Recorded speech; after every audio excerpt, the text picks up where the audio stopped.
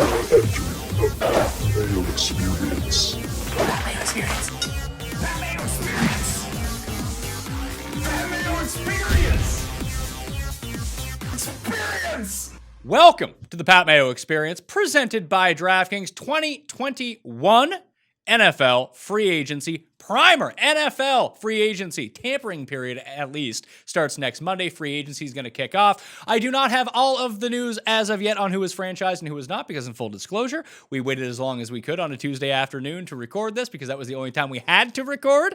And this is coming out on a Thursday morning, so Allen Robinson news hasn't broke yet, so we'll kind of talk through that. But either way, remember to smash the like button for the episode, and if you're a fan of a team out there, you dump it in the comment section which available free agent you pray that your team signs this free agency period for the NFL. Also, if you want to get into a draw for $100, I mean, who doesn't want $100? You got like 4 seconds on your, 4 is probably a bit little.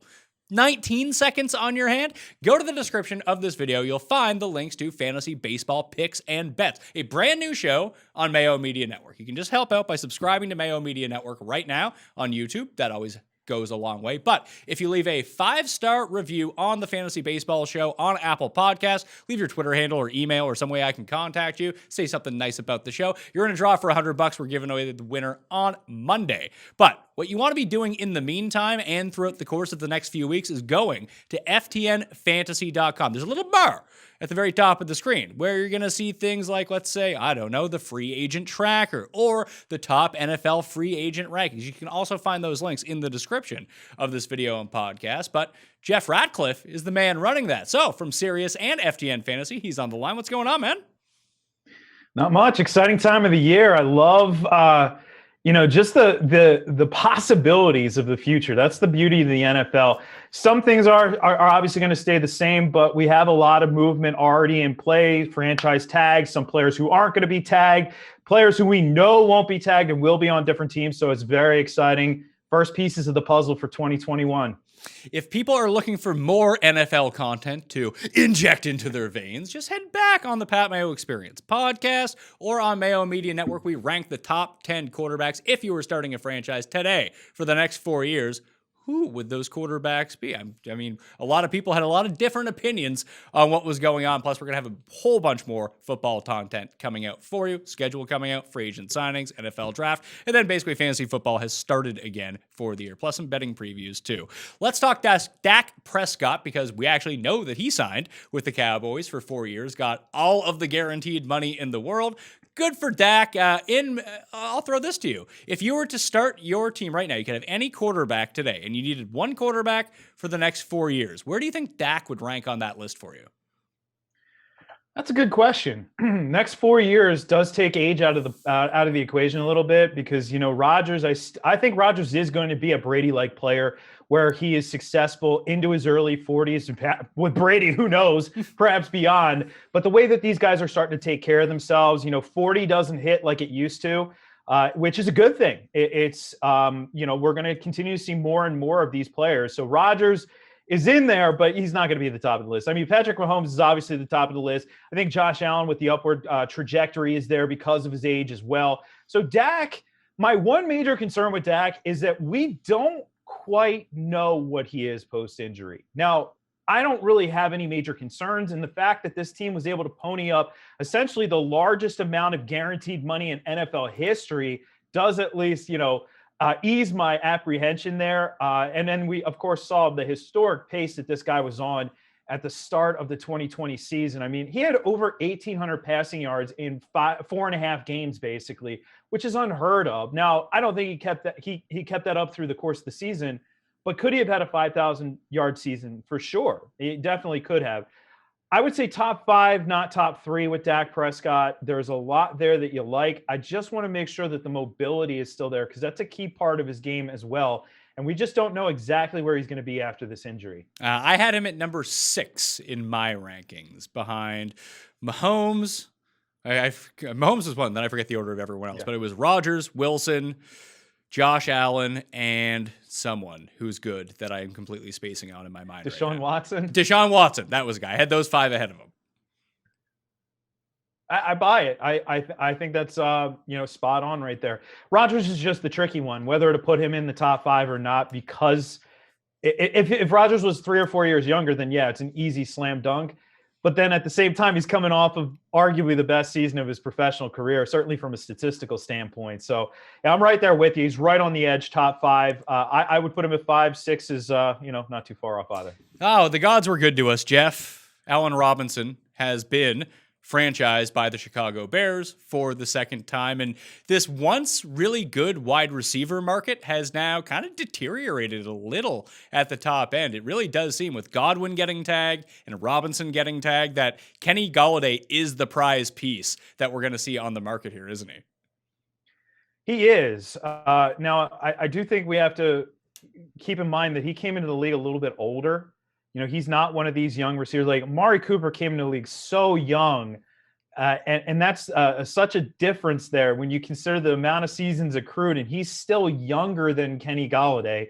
So from a fantasy mindset, I do want to keep, I do definitely want to keep that in mind. I keep talking about, for my dynasty people, my criteria. So criteria is pretty simple. It's the age where I'm no longer comfortable rostering that guy in a dynasty league. And it's it's a two-prong approach. It's not just age, it's also years in the league.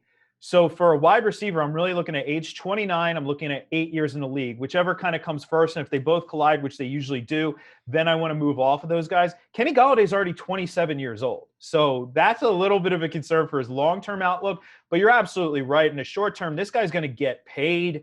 When players reach free agency, they get paid. Now, this is an anomalous year that we do actually have a salary cap contraction, which never happens. The NFL is a perpetual growth machine. But this year, for obvious reasons, we have that. But he's going to get paid. There are teams out there who have a lot of money, who have a need for a wide receiver. Jacksonville, I'm looking at you. Jacksonville has tons of money. New Orleans is looking at him like, how'd you guys do that? But they have tons of money right now. So we could see him land in a situation like that, where the team who is willing to spend. There are some other teams out there. Regardless, Kenny Golladay, definitely going to be one of the most high. He's not going to be the highest paid. I don't think he breaks DeAndre Hopkins' numbers. But could we see close to $20 million? It wouldn't shock me, because when good players reach free agency, they tend to break the bank. So the Jags have a ton of cap room. The Jets have a ton of cap room. Everyone who can catch a ball in the NFL has been linked to the Colts in some way. The Giants seem to be major players with all of this. The Patriots seem like they might want to get involved, but they seem more like a Will Fuller destination than maybe a Kenny Golladay destination. But there's a lot of top-end suitors here. I think he might break the record. I don't disagree. Again, it's rare for these types of players to reach free agency. There's usually some sort of situation that causes them to, like Allen Robinson, for example, who we talked about. I mean, he could honestly be a tag and trade candidate. We'll see if Chicago actually wants to keep him. But he reached free agency after his stint with Jacksonville, coming off of an injury. Kenny Golladay this year, not really as major of an injury, but the guy basically couldn't stay on the field. So that, ultimately has to be the deciding factor here. But if he can stay healthy, we know his ability to play downfield, his ability to play above the rim, his ability to be a true X receiver in the NFL is all there. So no doubt in my mind, he could have a standout season. Just got to be certainly stay healthy. That's the key. Yeah, and with Godwin coming off the board as well, like, what does that do for the secondary market of wide receivers? So if Golladay is the prize, you then have Fuller, who is just perpetually coming off of injury-riddled seasons. But it seems like he's going to command a lot in this market as well. He will. Remember, he will be suspended to start the season. 1-game suspension. Well, it was technically a 4-gamer, but 3 of them already served. That doesn't matter ultimately. Teams are going to be willing to take the risk on him. The thing that I do like about Will Fuller is there have been points in his career where he's been able to absolutely take over games. Now, some of those points were with DeAndre Hopkins on the field, but he was still reasonably good last year without DeAndre Hopkins on the field and really having to be that number one. You mentioned the Patriots. I actually wrote or did a podcast and on my radio show segment on optimal destinations, and that was the destination I had for Will Fuller. They do not have a downfield threat. If they decide to keep Cam Newton, if they're going to re-up, it would be a 1-year deal. I'd highly doubt they give him anything long-term. But if they think, all right, we don't have the ammunition to get up, we don't think our quarterback's going to be at 15 when we pick in the draft. Let's just re-up with Cam. Or maybe they think, maybe we don't know and we're still going to re-up with Cam. If you give Cam a downfield threat, that actually is helpful. Cam is not the most accurate short and intermediate passer, but he does have a reasonably big arm. So get him somebody who can go downfield. They don't have that in New England. They haven't had it in a while. Brandon Cook's really probably the last downfield threat that they've had. So it would make some sense, and he will get paid. You're right. It's it's just like with the NFL draft, as I mentioned before, when you have some of these top quarterbacks going in the first few picks, it makes some of these lesser quarterbacks who may still be first-round talents or early day 2 talents go way up the board and become now top 15 or even top 10 picks. As a result, we see it year in and year out. When the position dries up, it makes the other guys look a little bit better. So yeah, Fuller likely get paid here. So they're probably number 1 and number 2, depending on how you want to split it based on the available options that haven't been franchised. So you have Golladay, you have Fuller, but then you have Marvin Jones, T.Y. Hilton, Corey Davis is going to enter free agency. Who else is out there? What's going on with Juju? Is he just not going back to Pittsburgh? That was the name who was next on my list. I don't think so. And this is another one that's almost unprecedented. It's not like he's coming off of a bad season. He almost had a 100-catch season in 2020. But when you look at their situation, they were in such dire need of cap space that they actually obviously renegotiated Ben Roethlisberger. He's basically now on a 1-year deal. It could be the last deal of his career. We don't know exactly what they're going to do beyond that point, but they have him. They have some young up-and-comers, and what Pittsburgh has shown consistently over the years is on day 2 of the NFL draft, they're basically lights out when it comes to drafting these wide receivers. And sometimes wide receivers who are slightly off the beaten trail or slightly on the margins, we don't quite know what they are. Obviously Deontay Johnson, when they took him, I was like, good route runner. I don't know if he's going to really be anything. No, I was wrong. That was a brilliant pick. That was an awesome pick. Okay, the drops, whatever. Drops go away. This last year with Claypool, there were people saying Claypool should play tight end at the NFL Combine last year in February. That was a brilliant pick. So they keep coming back. So I think they think, hey, we can let him walk. We're not going to be able to pay him what he wants to make because he's probably going to want to make up in that, not maybe 20 million, but probably close. 16 to 18 million per year range doesn't make sense there. So Juju moves on at a very young age. He was another one of those receivers who came in very young, gets an opportunity to get paid. He could have a second opportunity later in his career if it pans out wherever he goes. But quality option, I just think he's ill-suited to be the number 1 on a team. He's got to be the number 2. Get him so he can play in the slot. He can move around the formation, but primarily in the slot in 3 wide receiver sets. Jacksonville's another possible spot. You have DJ Chark as your X potentially there. You put Juju in the slot. That's a nice little set of weapons for Trevor Lawrence. So that could be a possible location. The other one a lot of people have mentioned, as you said, the Jets, another location there for Juju. We'll swing back to Dak, who we started on here in a second. You can always just hit up the time codes for all of this stuff, but I want to stick with receivers since we're here right now. Of that next tier of receivers, does someone like Curtis Samuel do it for you? Maybe Sammy Watkins can catch on somewhere else? That tertiary market of wide receivers, it feels like there's going to be a gem or 2 in there. I remember when Jamison Crowder got overpaid by the Jets, and then it turns out all these years later, he wasn't really overpaid all that much. He stayed healthy for a large percent of the time. He's been pretty good in his tenure with the Jets. Is there someone like that you think that can stick on to one of these teams? Think about how good of a signing Cole Beasley was for the Bills a few years back. If just the right guy goes to the right situation, do you see any nice matches for some of these available wide receivers? Well, I do. It's not a younger receiver, but how sexy would Marvin Jones to the Chiefs be? Oh my God. The Chiefs do have a little bit of work to get themselves in the right spot for the salary cap. They got some time. They got a week to figure it out. Marvin Jones has said flat out, I want to play for a Super Bowl contender and I want to get paid. So maybe, it's going to be a little bit tricky, the getting paid part. He's north of 30 at this point in his career, but I still think he has 2 good years left. And that's a little bit of a different receiver than what you have. You have a team of world-class track athletes there for Kansas City. Jones isn't that type of player, but he's a major red zone presence that Patrick Mahomes hasn't. He has Travis Kelce, but he hasn't had it wide receiver. I love Tyreek Hill, but Tyreek Hill is not going to be a guy who averages, over one end zone target per game over the course of a season, but Marvin Jones has already done that in the course of his career. So I think that could be an interesting one. Now, you mentioned Curtis Samuel. I actually, before the Giants released Golden Tate, had that as my location for him. I think that's sort of the direction they may go, get a little bit extra help in there for Daniel Jones, and you get a dynamic receiver who can definitely work in the short and intermediate. He showed that this past year at Carolina. He showed the year before under the previous regime that he can also be a downfield threat. You obviously have, you have Sterling Shepard there as a sort of versatile inside-outside guy. You have Darius Slayton, he proved this year. I don't think we're going to take the cheese on that in fantasy drafts this year. He's a downfield threat. You add some more versatility with Curtis Samuel. That could be a good route for him. And I still do believe in the progression of Daniel Jones. I do think that ultimately he's going to take another step forward this year. I know that he's not going to be as popular for fantasy purposes, but they do have a good thing working there under Joe Judge in New York. So there's two other guys that are hitting the market coming off impressive seasons, I would say. They were unexpectedly good seasons.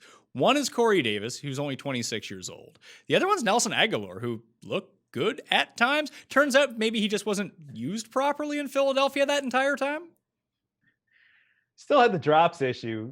People selectively will use drops as an argument and then ignore. And it's the same thing I used to always say, when people would make the injury prone arguments, they'd say one player is injury prone and then blatantly ignore another player who has a lengthy injury history. Aguilar is Aguilar. He had an opportunity here. There were times in Philadelphia where he put up some decent numbers because he was the only guy there. And basically that's kind of what happened in LA. I don't know if I necessarily buy in on him as being he's also getting up there in age too, but as being a factor elsewhere. But hey, we're not going to knock what he did this past year. It probably makes the most sense for him to stay with the Raiders, but we'll see. But you mentioned Corey Davis. I do agree. He wasn't that bad. As long as he doesn't have to be the alpha, the number one, I think he's a fine number two receiver. And the age factor is really huge there too. So the team doesn't have to necessarily break the bank for Corey Davis, gets him in there, may have something really nice on their hands going forward through his second contract. Well, and the Titans are letting Corey Davis go, presumably. Jonnu Smith is a free agent. It looks like they're letting their punt returner and kickoff special teamer go. Are they someone who might bring in a wide receiver on the outside to play opposite A.J. Brown? Possibly. They could also be looking the draft route. That's going to be an interesting one. Now, it's not a pass heavy team, so I don't know how much they're going to prioritize it. We've seen them though recently address via free agency, so that could be a route. They're obviously going to have to address the position though, because you can't just solely rely on A.J. Brown. I know all he does is score touchdowns, but you need at least some complementary help there. But I actually think that the draft might make more sense for them this go round. Yeah, then you have other guys. 28 seems to be a popular age. Like Brashad Perriman is 28. Sammy Watkins is 28. Aguilar is 28. But Corey Davis is 26. And there's another 26-year-old, and maybe it's just like a fantasy bias clicking in, is that every time this guy got an opportunity, he was actually kind of good. And it was Rashard Higgins, that it feels like he's going to catch on somewhere to be a number 3. He's not going to be expensive, but I feel like he's a good receiver. The original Hollywood, all right? Take that, Marquise Brown. Hollywood Higgins, I agree. He was really good at the college level as well. And, coming in, maybe there were times where he was maybe slightly miscast. I think you're right, as a number 3, a guy who can play slot receiver for you, can play a little bit on the outside, has that versatility. The challenge, of course, with us, and I keep warning people when it comes to the NFL draft, if you are listening to NFL draft analysts, if you're listening to scouts, if you're listening to draftniks, and you're a fantasy person, you're going to be misguided. Like all those people, their objective is to nitpick, right? Is to go crazy and nitpick on every last problem with those players. That's going to give us a jaded perspective of those players when it comes to fantasy. DK Metcalf was the prime example. People are like, oh, all he does is run 9 routes. It's like, so get him downfield, baby. I don't care for fantasy purposes.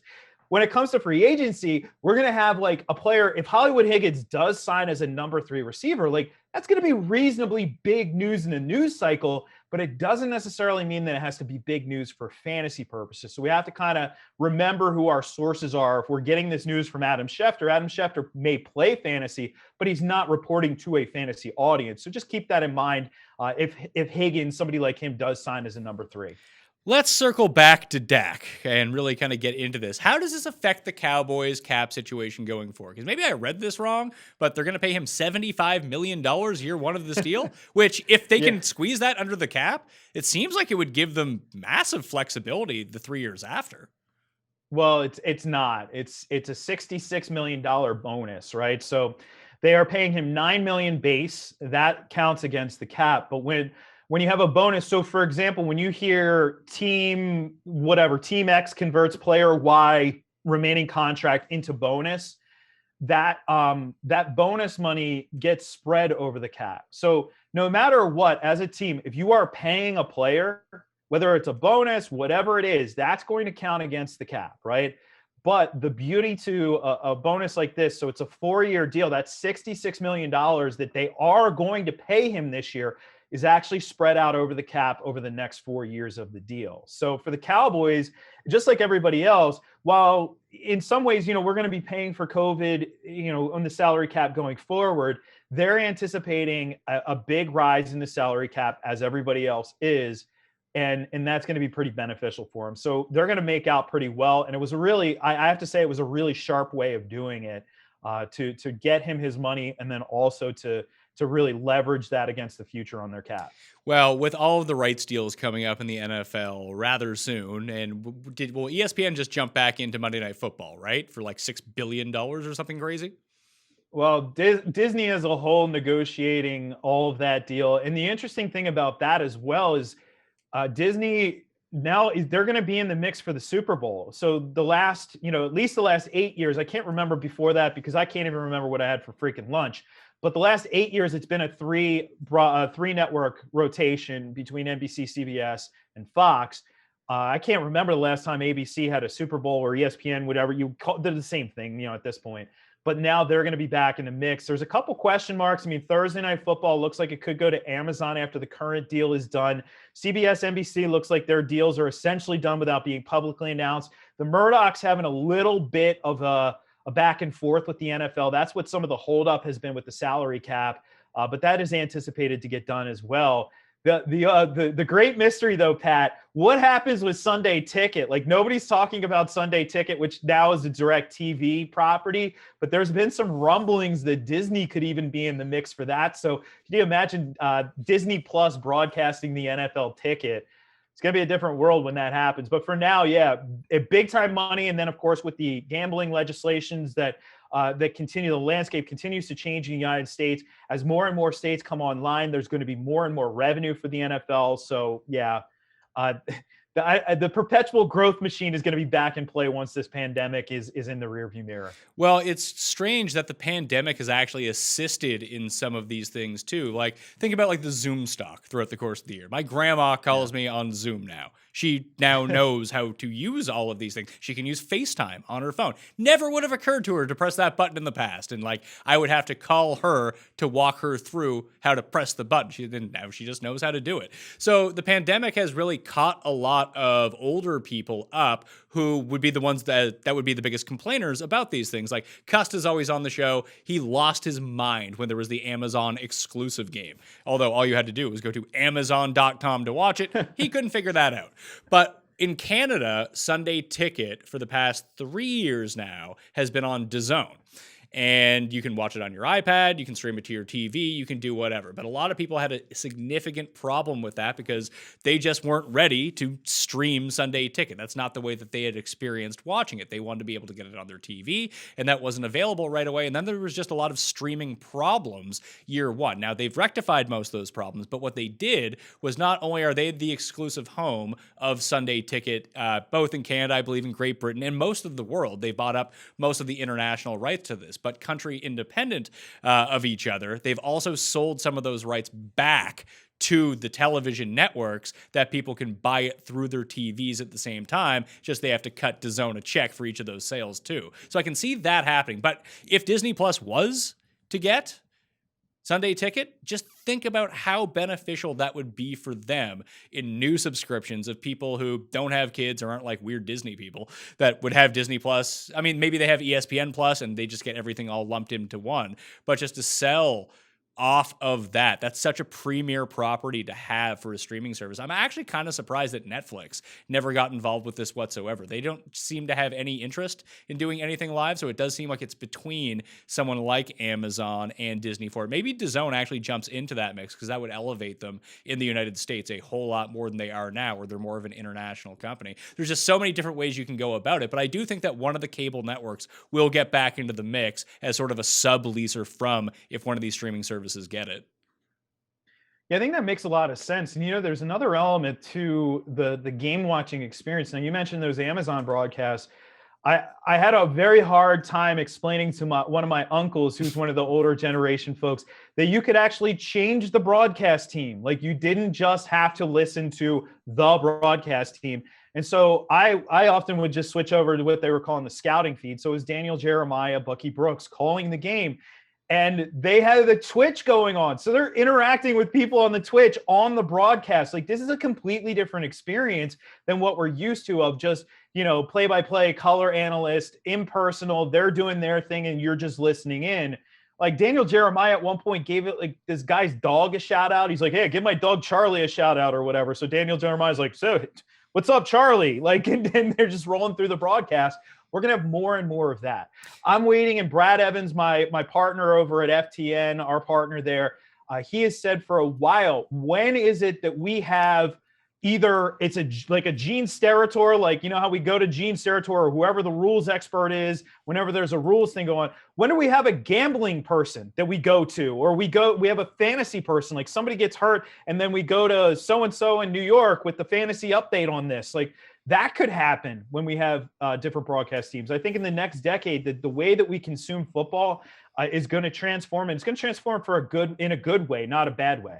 Well, I guess it all depends on who gets these streaming services, because I'm kind of with you. Like, Jeff and I have been doing our live cut sweat golf for all the majors for like the past 3 or 4 years. And essentially what we're doing the entire time is talking about the major DraftKings players who are on the cut line who may or may not make it. Plus, we're talking about live betting as we're going along. But it's more of a hang. It's not, here's what's exactly going on the screen. It's not play-by-play by any means. We'll talk about what's going on the screen periodically, but it'll be more in the context of what are the live betting odds, what are the whole odds, that kind of thing. So there's definitely a demand for that. I don't know if it would actually translate over into the traditional TV broadcast. I don't think we're that close yet, but if ESPN, like you said, can get it, or Amazon gets it, you can create the all fantasy or the all gambling feed where it's just more of a hang to talk about this stuff as it's going along. But I think it probably works better if Disney does it. And then you would probably have to put it on ESPN Plus for sure, because I don't think that Disney would actually want to be involved in that under the actual Disney banner, as opposed to Amazon, who I don't think has any skin in the game in terms of any of the providers. But I mean, ESPN, like, they kind of have their hands in, I mean, they own part of DraftKings, don't they? Believe so. So yeah, I believe so. If that's the case, then why couldn't you integrate the DraftKings app into ESPN Plus? You can pick your team through the service. Like, oh, busted out of the 1 o'clock games. Hey, just a quick little pop-up while the games are going on. Why don't you fill out your 4 o'clock slate teams and just have it come up as like a pop-up on the screen? You can still watch the game. You can pick your teams. You can go do that at exactly the same time. And that way you can integrate it into the broadcast. You don't even have to go onto your phone for it. You can do it all through the TV. Like, that sort of integration, and along with sports betting and live betting, if you can do that on your screen while you're watching the game, I feel like that's where they're focusing more right now as an integration rather than the broadcasting part of it. Because if you can AI all that stuff, well, the initial startup cost is a lot cheaper. It takes fewer people to actually run that because it becomes all automated. Yeah, it makes a lot of sense. And the live betting aspect, I know that there are a lot of companies out there who are prioritizing that.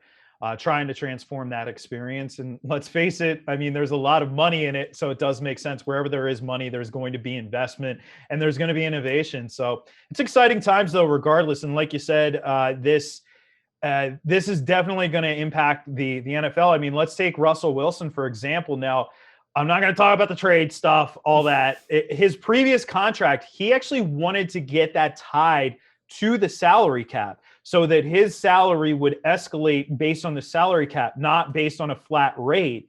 That didn't ultimately happen, but I think we're not too far away from that potentially being a reality as well in the NFL, where certain players go that route. You get basically a COLA contract where you get the cost of living adjustment along with it, but it's just tied to the salary cap. I love that idea, although it'd be really shitty this year. Yeah, it would have backfired. It would have backfired for Russ big time. But, in the future, though, again, I mean, how often do you expect a pandemic? Hopefully, no sooner than every 100 years here, at least recent track record. So it seems like it would be a wise move beyond that point. But really, Russ saw the writing on the wall for the sports betting. And, that sort of thing, we expect just a massive uptick. I mean, we've seen the money that the NBA has seen, the uptick in NBA, that could happen to the NFL as well. The contracts in the NBA are just outrageous. When you see what some of these guys are being paid, could be the case for the NFL. Not this year, but it wouldn't surprise me if in the next 5 years that salary cap goes way up. Yeah, they really need to lean into, and I guess it depends on when, like New York and Texas and California, once those three places fall for legalized sports betting, like all bets are on at that point, and it'll probably be fully integrated into the game. And then you'll have your separate broadcast with a bit of ties, because you're seeing it in golf right now. There is a separate all gambling feed that you can watch, which is fucking horrendous. Like, it is unwatchable. It's because the people that run these things either don't know about gambling or don't know about new technology. They've really hired a lot of these like old heads to run some of this stuff. So for the all gambling golf feed, what you see is them talking primarily to people who may have never bet before. Like, oh, here's how you bet. Here's what this means. But those people aren't tuning into the all gambling broadcast. Like, people who have already bet on this stuff and want to track this stuff are the people that are actually going to go on the internet to find this alternate feed to go do it. Like, it's more niche than maybe they want it to be. They just think, oh, we'll flip the switch. Everyone's going to be into this. Let's just explain it to people like they don't have a fucking clue what's going on. And that's not the actual target market for any of this. So maybe the NFL can learn from some of these mistakes that the other places made. Now, I'm very happy that this stuff is happening because the infrastructure is now in place for them to now figure it out. It's not going away. They can only improve upon here. And usually by the time the NFL jumps aboard for anything like this, they tend to do it right, at least from a TV and streaming perspective. So I'm very excited about that. We keep starting with Dak, and then we keep getting away with Dak on these side tangents. So Cowboys, are they a contender? Like, with them paying Dak so much and Zeke so much, like, can they have a defense? Maybe they can. They're going to have to draft a defense. My most recent mock, you can get that over at ftnfantasy.com. 2.0, I actually have them taking Patrick Surtain, which No. I don't think he's in the draft. I think he played like 20 years ago. I may be misremembering that. Yeah. His son. All right, you got it. But if you remember last year, they did take an Alabama corner as well. So you get in Trayvon Diggs. So now you'd have two big body corners on the outside there. That would certainly help. I mean, you're going to have to prioritize the defensive side of the ball in the draft, but you can do that. And you now have the luxury of doing that because you don't need another wide receiver at this point. I really don't think you're going to need help at tight end. You don't need anybody in that backfield for now. Don't need a quarterback. I think they can field a defense. The problem is it's not necessarily, if it's a young defense, it's not going to be the best defense. So that's great for fantasy purposes. They're going to put up a lot of points. It's going to be another shootout-centric style ball game for them week in and week out next year. So, I actually love it for Dak Prescott. And by the way, Ezekiel Elliott, I know people love to hate him, but fine. Let's keep that our secret. Let's let people in our home leagues hate Ezekiel Elliott, let him fall to the second round. This dude was third in fantasy scoring before Dak got hurt last year. In 4 stinking games, he had 12 goal line carries. That's more than all but 12 other running backs had on the season. So get that back in the mix. You have Tony Pollard to spell him a little bit, so you don't have to have Ezekiel Elliott playing 90% of the snaps. It's a good situation for him. I think CeeDee Lamb takes a step forward. You have Amari Cooper there as well. And Michael Gallup, we know he's not going to hit every single week, but when he hits, he typically hits pretty big. I mean, it's a great situation. I can see a few different things. I guess coming back from the injury, maybe it's not that Dak was a big runner, but he tended to run around the goal line a lot and just rush in touchdowns because he's such a big body. And then if he saw a lane, that he could just pound it in. So he always ended up with a few rushing touchdowns and not a whole bunch of yardage on the ground every single year. So he probably scales that back a little bit, which I think would be a check mark for Ezekiel Elliott. But when can the Cowboys get out of Elliott's contract and cut him where it's not that big of a deal to their cap? Because it seems to me like the first opportunity that they get to do that, they might take that opportunity and go sign someone on defense. That's a good question. I don't have, I'm see if I can pull these cap numbers up in front of me. So it looks like 2022 would be that time. So obviously this year they're not going to be able to do so. They would crush themselves with the cap. They could get out from under it in 2022. Not optimal, more optimal in 2023, but I don't know how much more we're going to see of these types of contracts. I really don't. We haven't talked about Aaron Jones yet, but there's a reason why I never thought that they were going to re-sign him or re-up or extend him, I guess I should say, because these contracts, we already now have a cautionary tale, the key cautionary tale of Todd Gurley, right? At quarterback, we now have the cautionary tales of Jared Goff and Carson Wentz, but Todd Gurley, the cautionary tale. When you give these guys a second deal, you have to pay them, and typically they're already almost hitting their expiration date. Somebody had asked me about that. They asked me about Aaron Jones in Dynasty, and I said, I'm not trading for him. He's too old. And the guy's like, 26 is old? And I said, yes, at running back, 26 is old. It's a shame. It's not old at all at most positions in the NFL, but at basically any other position. But at running back, it is, and especially when you're Ezekiel Elliott and you've had all the carries that you've had. But, again, if he goes out and he puts up a pretty solid year, finds the end zone double-digit times, goes for over 1,000 yards, contributes in the passing game, I don't think they're going to find a need to get off of him. But, if he hits that wall that we saw Todd Gurley hit very early in his career, basically, yes, he came in the league a little bit younger, but Todd Gurley, you'd think Todd Gurley was 35 years old. You think he's as old as Frank Gore. Frank Gore's like a decade older than him.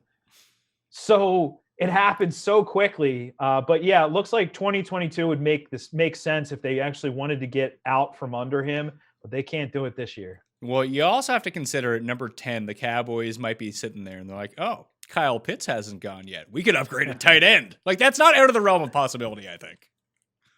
Yeah, people got angry at me where I had Kyle Pitts going in my mock draft. I have him going at 12, which to the Niners is the San Francisco 49ers. Play yes, 12. It is. Just play 12. Everyone's doing it. Why not have two of the best? Play 12. Roll out there with George Kittle, Kyle Pitts, Deebo Samuel, and Brandon Ayuk, and try to defend that. Like, just try to defend that. That would be so much fun. Maybe it was wishful thinking, but I had a little bit of movement in the first round. I had a trade. I had Miami trading back. And now that looks like it makes a lot of sense because I know a lot of people wanted Miami to take Penei Sewell in that spot. They're not going to, they traded for Isaiah Wilson. Like, we'll see if he's even anything. Like, can he even get on the field? But I don't think they're going to take Sewell there. And it does make sense. They could actually get some decent picks. Brian Flores from that Belichick school of thought, the move back. Well, I don't know if he is, but he is from the Belichick school. So if they move back to 8, Carolina makes the power play, gets up, gets a quarterback at 3, that could be fun. So yeah, Pitts fell. I don't know, man. I didn't think they were going to take CeeDee Lamb last year. We were on air on Sirius, and I forget who suggested it. They're like, oh, they could take CeeDee. I'm like, they're not going to take a wide out. Yeah, they took a wide out there. So I guess I wouldn't rule it out. So other quarterbacks that are on the market, do you think that Jameis ends up with a starting job anywhere? Yeah, I think he's the starting quarterback for New Orleans. What about Taysom Hill? He's great. 5-1 as a starter. That's funny. Jameis, they basically have said as much that Jameis would get the opportunity or would be the more likely candidate. I don't think Taysom Hill passed the audition. 5-1 is, I don't know if we credit that all to Taysom Hill by any means.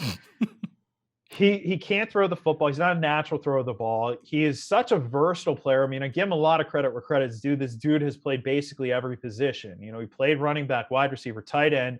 He's back there returning kicks. He's made a whole lot more than I ever thought coming out of BYU that he'd be able to do. But he's not the future for that team. Now, is Jameis? I don't know necessarily, but if you could get Jameis on a 1-year deal, this year, and you're Sean Payton, and you think you can maybe correct some of his deficiencies. His biggest deficiency, obviously, is I only look downfield. That's all I do. I'm going to throw the ball downfield. That's why tight ends never did anything in Tampa with Jameis under center. It'll hurt, obviously, Alvin Kamara, if that's the case and he can't correct that. It'll hurt Michael Thomas because Michael Thomas is not a downfield threat. And then it ultimately will hurt the Saints because they don't have a viable downfield threat really in that offense right now. But if you think you can correct that, get him on a 1-year deal, prove it. It's not a terrible spot.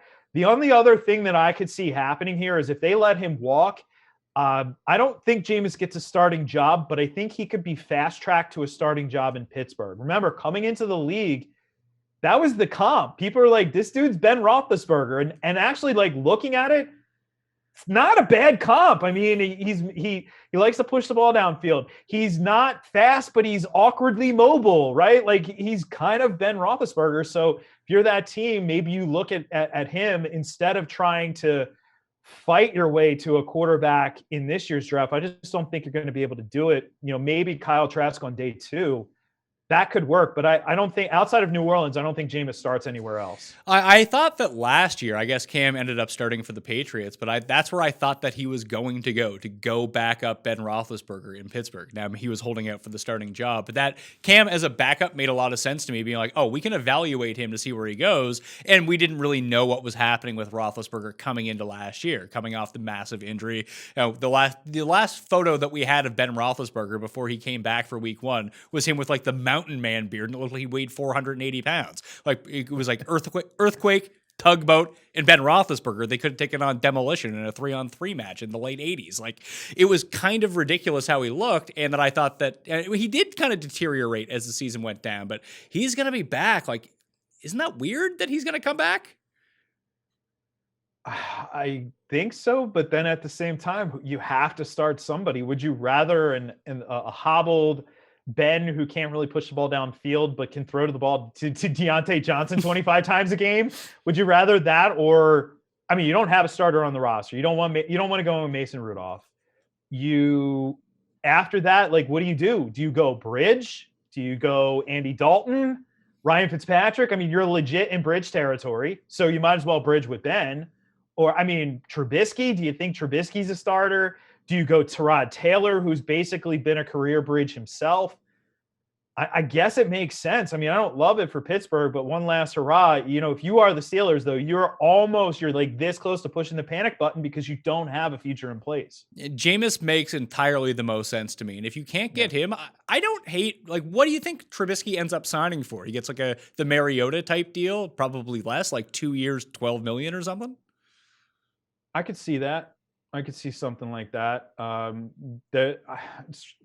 through the teams to think who would view him as a starter. No one. There aren't a ton of teams who would, right? So I think he's going to have to play as a backup. And honestly, we talk about the cautionary tale of somebody like Carson Wentz. Well, we do have the aspirational tale of Ryan Tannehill for some of these guys as motivation to go that route. All of these guys have egos. We know that. Do they really want to do that, especially if you're Trubisky coming off an end of the season where I'm sure to him he thinks he did, probably a pretty good job, reasonably good job, sure. I don't know if he necessarily wants to be a backup, but he's probably going to have to be. The teams that absolutely need a quarterback right now, Carolina, not going to take him. Washington, I don't think so. Those types of teams, I just don't think it's in the mix. So yeah, backup job. I thought Pittsburgh could be in play for Trubisky as well if it's not somebody like Jameis. I thought that Trubisky actually makes a lot of sense backing up Carson Wentz. In case Carson Wentz is just absolutely fried and he's not good anymore, that at least you would have Frank Reich working with Trubisky. Maybe he can sort out some of his issues because we've seen flashes. It's usually just whenever he plays the Lions twice a year, but outside of that, it's never really looked that good. But Reich has worked some wonders in the past that if you can get a flyer on him for low cost at low years, like a 2-year $12 million, 2 years $14 million, the Colts have a ton of cap room. It's not really going to affect them all that much, and it does give you an out in case Wentz, like I said, is cooked. I could see that. I think teams do need to think more about these kids when they come into the NFL and they're not in a pro style system of catering more to what they were good at. Trubisky, it was it was not necessarily all zone read, man read. It was read option at the college level that he was playing a lot of with the RPOs, and he was a sneaky good running quarterback at the college level. We didn't see a lot of that at the pro level, and you're right, he has flashed at times. So I don't think that, it's just like, okay, this is the last hurrah and then we're never going to hear from him again. He's going to bounce around a little bit. That could make sense. We heard some rumblings about teams inquiring to trade for Chase Daniel. To me, I just thought that screamed the Colts to me because, he knows he knows the system there. He knows what Frank Reich can do, and he would make for a perfect backup to Carson Wentz. No challenge whatsoever. Chase Daniel is just going to be the backup. That's what I thought with that one, but I could see Trubisky going there. I think that Chase Daniel deserves a spot in the Hall of Fame when his career is over. It's the most impressive career I think that anyone in the history of jobs has ever had. I think he's made now like $60 million or something crazy like that. Yeah, it's pretty good. Backup quarterback's the way to go.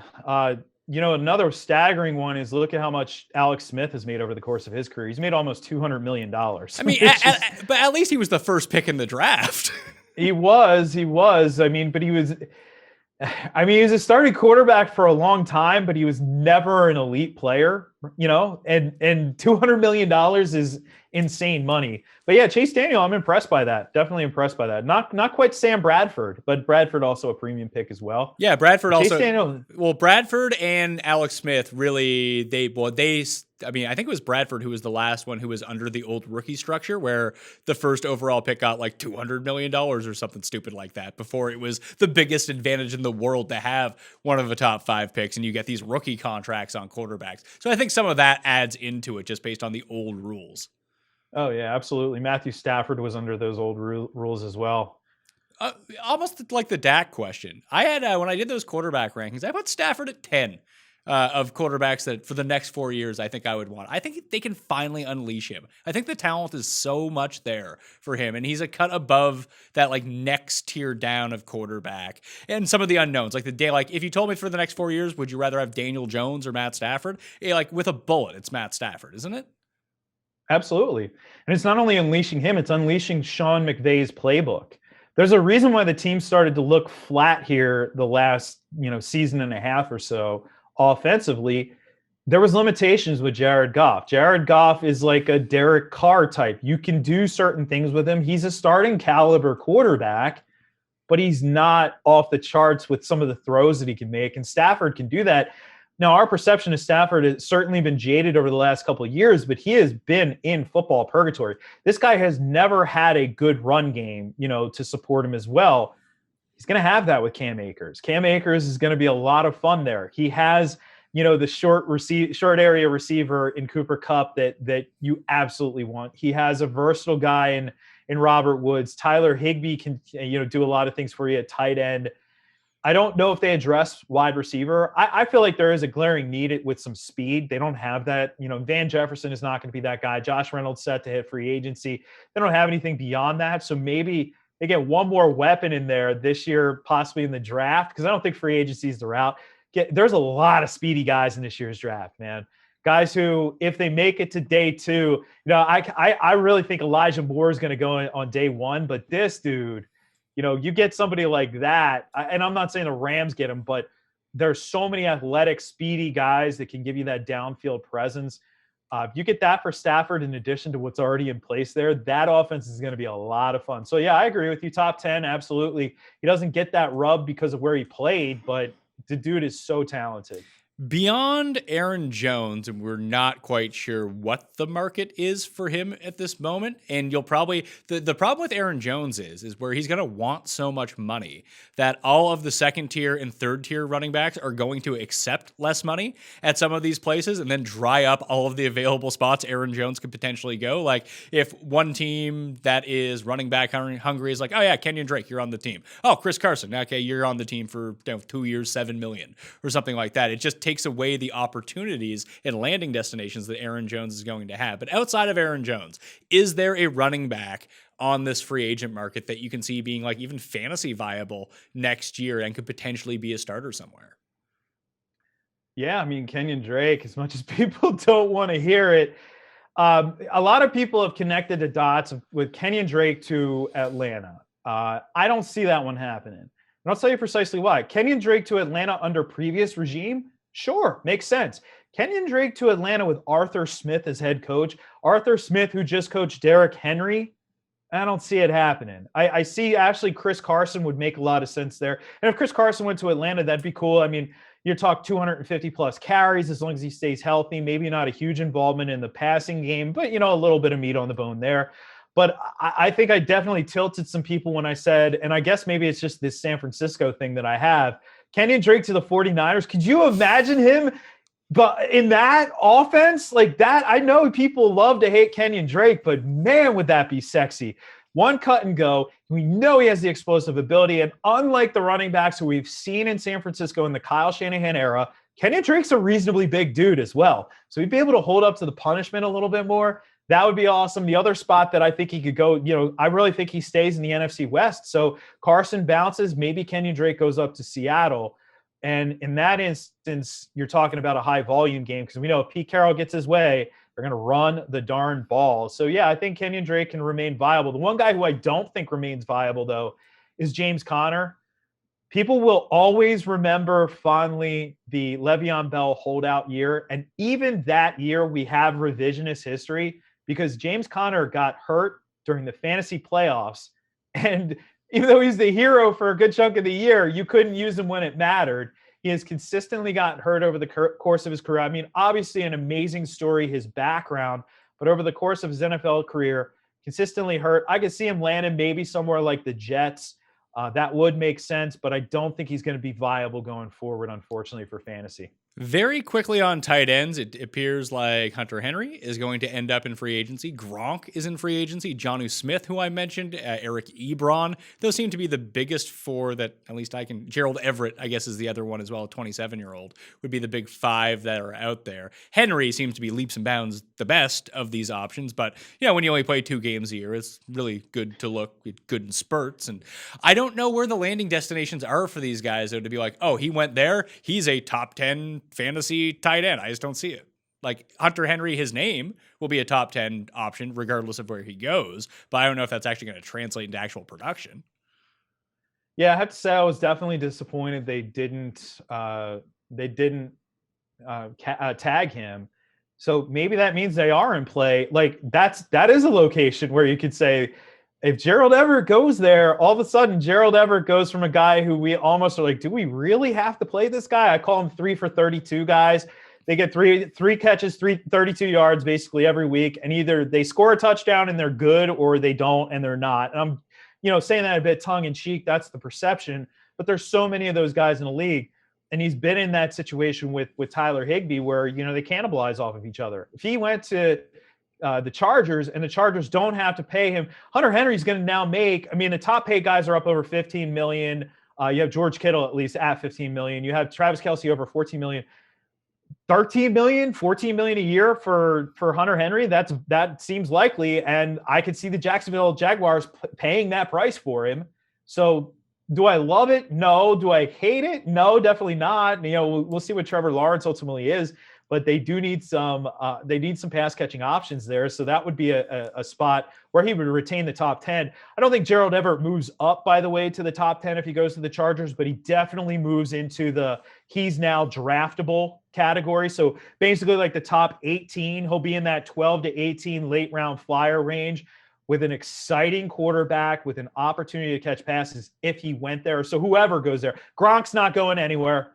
Gronk's playing with Brady and that's it. If he's going anywhere else, it's retirement and then to do other things. You mentioned Jonnu Smith. He's the other name that could be the other option there for the Chargers, because I just don't see teams. If you have a running back issue, you let your running back walk. You could legit draft a starter or heck, not even draft, sign a starter as a UDFA as the Jags did this year with Robinson. You can't do that at tight end. You can't draft a tight end and be like, yep, he's our starter. It just doesn't work that way. The position has such a steep learning curve. So you almost have to address the position via free agency. So it wouldn't surprise me if it was one of those two younger guys. But Everett to me is a little bit more intriguing because, you know what, you bring up Jonnu Smith. How about Delaney Walker? Delaney Walker was stuck in San Francisco for 7 years. 7 years behind Vernon Davis. Then he goes to Tennessee and explodes. We knew it was there all along. He just needed the opportunity. Everett could have a similar situation, but be younger. Like he's kind of stuck in that cannibalizing situation in Los Angeles. Get him to somewhere else. He could explode for fantasy purposes, be one of those intriguing upside guys. So Gronk back to Tampa if Brady's still there, obviously. Antonio Brown the same way? Yeah, I don't think there's a lot of teams in the NFL who actually would take him on.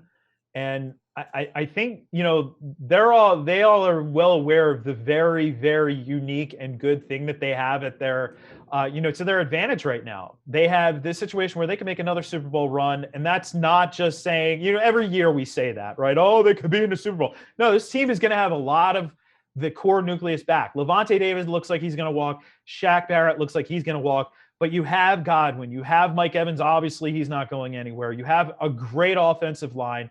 You could, I don't know, draft Travis Etienne at the end of round 1 as well. A little luxury pick there to give you some juice out of the backfield. Antonio Brown, what else does he really have to do at this point? I mean, obviously make money, but now he can maybe help repair his legacy, pad it a little bit with another Super Bowl ring, possibly. I don't see him going anywhere else. Even though he's old, the market for Trent Williams, I would imagine, is going to be high as he is the best of the non-tagged offensive linemen available. But he may just end up back in San Francisco. But for some of these defensive guys, just very quickly, I want you to, I'm going to say a name, and then you tell me which team you think they sign with and the team that you think they would best fit with in a dream scenario. Justin Simmons.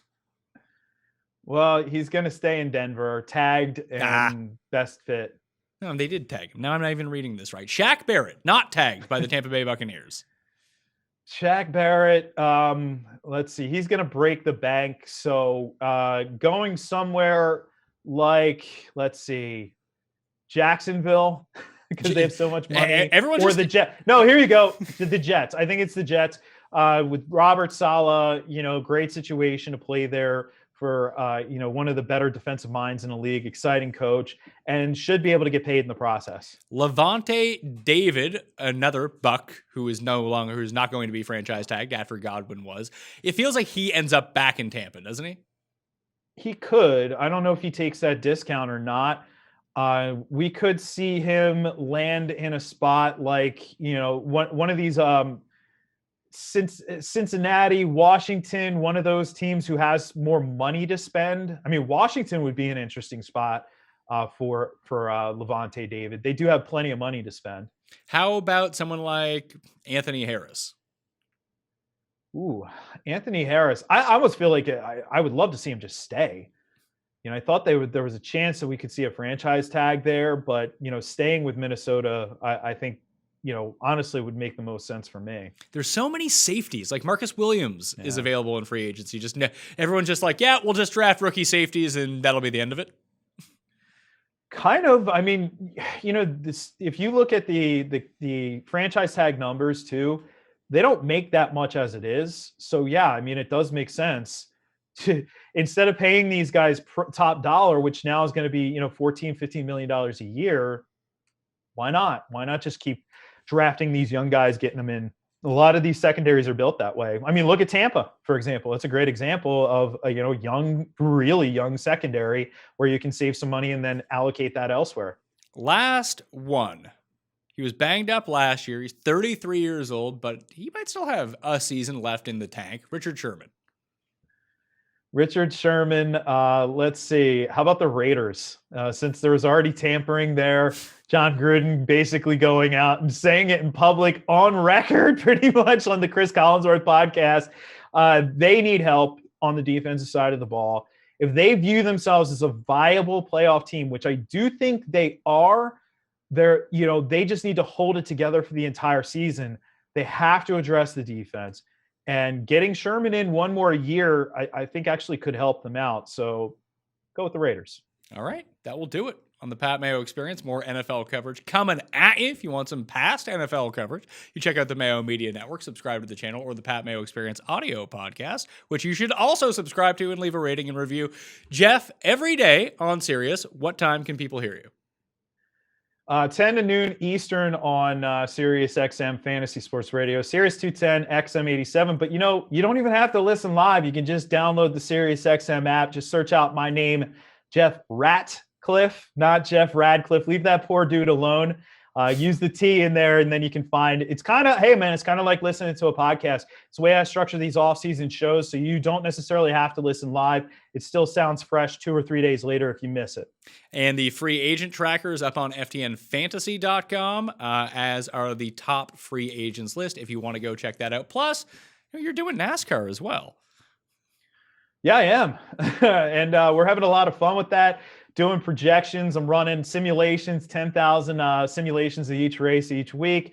I've had a lot of success this past week. I had a pretty good week, but our guy Javi Perlezzo over at ftndaily.com absolutely crushed, man. And just using the same, we're all using the same information. We're all providing it to you as well as a subscriber. So if you want to get in on that, hey, if you like football and you've never messed around with NASCAR DFS, for me, it makes a lot of sense because unlike basketball where you have to grind every single day, it's 1 week in between. You have that slate, and then you get a little bit of a breather, and then you're back into it, another slate the next week, every Saturday or Sunday. It's a good sport to do in the offseason. Right. You can follow Jeff on Twitter at Jeff Ratcliffe. You can follow me at the PME. I got some giveaways up there right now, plus that fantasy baseball giveaway I told you about. Hit the description. Leave a 5-star review. Say something nice about the show, about fantasy baseball picks and bets on Apple Podcasts. You're a draw for $100. Tune in Monday to find out if you've won. Okay? I'm Pat Mayo. Thank you all for watching.